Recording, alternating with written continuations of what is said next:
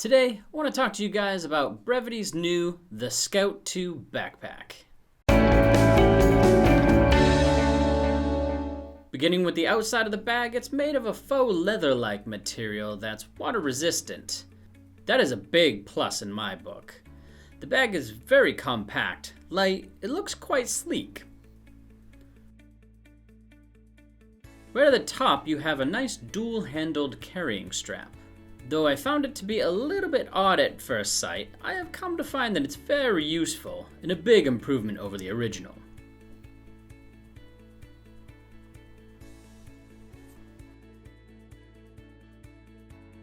The top zip opens into the top compartment, and in here we have a small pouch for whatever small items you might have. This top compartment has enough space to perfectly fit a travel tripod. This top compartment is quite large, but if you don't have anything inside of it, it still maintains its shape and doesn't look saggy like the original. However, when holding the dual straps, you'll see that it does wrinkle a bit. Also in this top compartment is a fold-away section that links with the main compartment, making for a nice spacious bag. At the front of the bag is another top zip compartment that is designed to hold pens, keys, and other small essentials.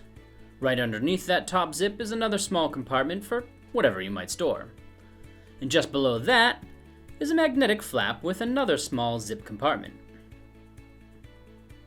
As always, you have your easy access panel so you never miss a shot.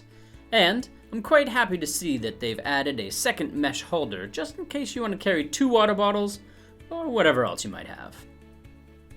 On the side, as per usual, you have your tripod mount strap. Unfortunately, on the Scout 2, they've removed the bottom-mounted tripod straps found on the original. Of course, this being a Brevitē bag, it comes with an insert.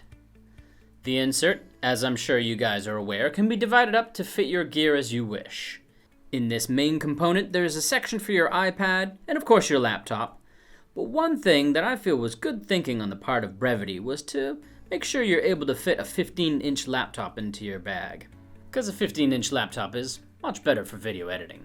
Finally, in this main component, there's a small mesh pouch for filters or SD cards or whatever else. One thing though that I'm not crazy about with this bag is that to get into the main section, you need to fold the shoulder straps around the bag, though I do think a back panel is more secure for your gear. The straps themselves, I feel, are a little bit short on the adjustment length, especially if you're wearing a large coat. The padding on the shoulder straps is also not the best. They're a little bit too firm and dig into my shoulders and armpits a little bit. One thing I really do like is on the back panel they put vents to help keep your back cool, and the material is actually quite comfortable too.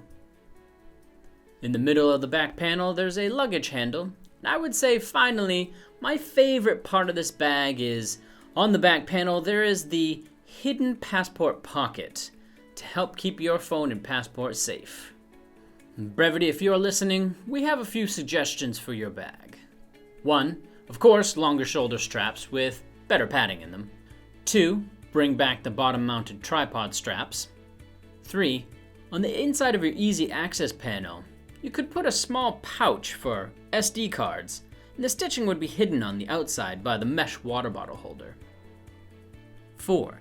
Instead of attaching the shoulder straps to the back panel, making it difficult to open, attach them to the main part of the bag for the sake of convenience.